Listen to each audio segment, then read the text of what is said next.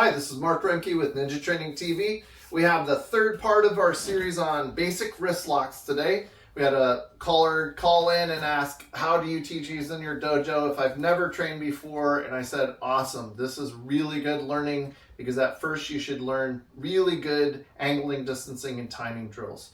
So this one is the double wrist grab, okay? These are scenarios to help you learn angling, distancing, and timing and how to move your body properly. There are many ways to escape doing other things, and these are just basics, fundamentals.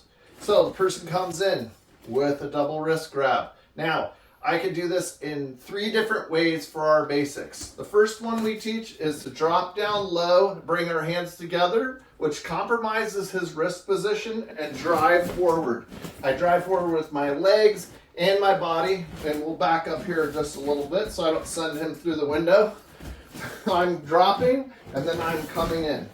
In the kids class, I call this one serve it a pizza, right? So I'm holding a pizza up, and then I'm going to drive it into their center.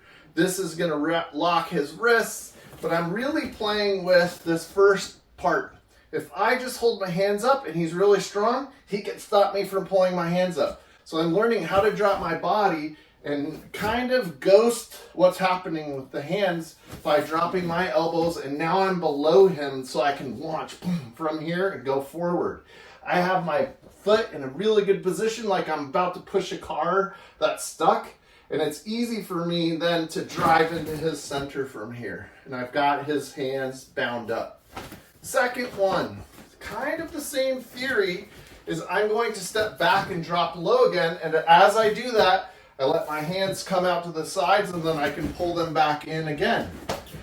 We could do this scenario where I drop down and come up and then just push, and that will also drop their hands. I could step out to the side to do this one and come in with different scenarios. But I'm just watching what happens to his body when I drop back, when I bring the arms out.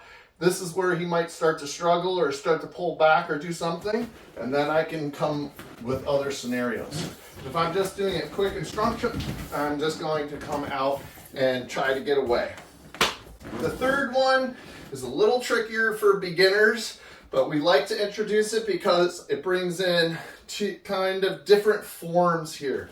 This one is the push-pull, where I'm going to pull back one side and push the other hand. So I'm literally pulling one way, like I'm drawing a bow and arrow, and I'm going to have it on a different plane. If I try to bring his arms up, he's going to resist and fight. So I step with my feet, and I just leave one hand out, and one hand kind of comes to my side, locks in, and I can pull with this. From here, it's easy for me to give him a distraction with his hand by just literally shaking it, and that's when I can hook the other arm, and then we could do different scenarios from there. So I push-pull, and then from there, I can have a lock with the wrist. I can try to do a shake out of it, and different things. So 3 of them. First one, drop in, hands, push. Second one, drop in, escape out. Third one, push, pull, and then come up with some lock scenario or just an escape. Basics.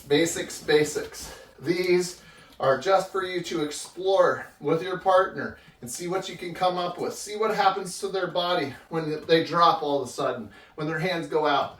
What happens when they get twisted. It's really interesting to see how their mind compensates and tries to re-grab and to get tough and all of that different stuff. And then you can start to see what happens when you play with these different scenarios.